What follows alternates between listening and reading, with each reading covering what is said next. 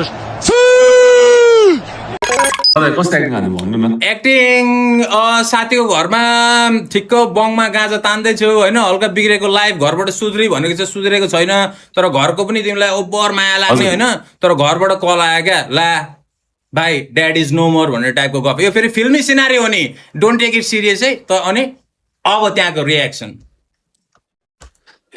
पो त्यही त एक्टिङ अब एक्टिङ त हो त अब हजुर हजुर ढोका थुनेर कम्फर्टेबल ठाउँमा गइदियो क्या ओके दाइ वेट आउँदो आउनु होल्ड गर्नु ठ्याक्कै कस्तो बङ हानेको टाइप सिन होइन तान्नु पनि पर्दैन त्यस तानेर ठिक्क बङ्गाएर बसिरहेछ भन्नाले अलिकति लागु औषधमा लागेको जस्तो टाइपको क्या अनि तर घरबाट कति सुध्री भनिरहेछ आफूलाई पनि सुध्रिन मन छ बाउको पुरा माया लाग्ने तर बाउ नै खबर आयो कि भर्खर बाउ इज डेड खुल्ला एकछिन टाइम लिँदा हुन्छ प्रेसर लिनु पर्ने छैन प्रेसर एकछिन टाइम लिँदा हुन्छ टाइम लिँदा आरामले सोचेर दिमागमा डुब्नु पर्यो क्या एकछिन लिटरली सम्झिनु पर्यो क्या यो चाहिँ भएको नै हो भनेर मैले एक्टिङ क्लास नै लिएको क्या दाइ ए नाइस हो अनि यता यो हेर्ने अनलाइन मतलब नै त हुन्छ चिक्नेहरू कोही मतलब नै त हुन्छ यिनीहरू यस्तै हो इजी हो त अलिक भाइरल भइला कि होइन ठिक छ ल ओके ठिक्क तानी रहेछ हो 1 2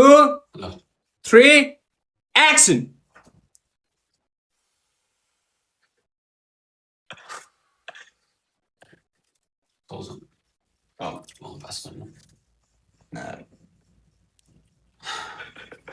बुवा कहाँ हुन्छ बुवा त बित्नु भयो बुवा बित्नु भयो सरी पढेर बुवा बित्नु भएको तैँले मैले नभनेको बुवा बित्नु तैँले मैले नभने सरी नभनेको मलाई बुवा बित्नु किन नभनेको हेर्नु न